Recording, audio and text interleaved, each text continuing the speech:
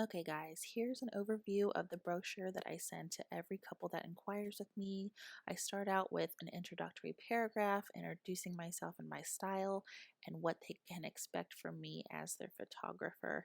Then I move into my first package, which is my highest collection.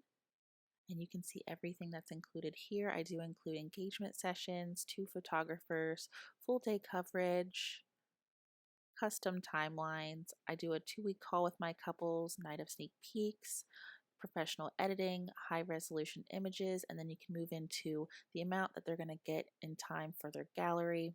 Next, go into your second package, which is your ideal package for your client to book. So as they're scrolling down from the highest package to this one, they're going to feel like they're getting a discount, even though this is your ideal package for them.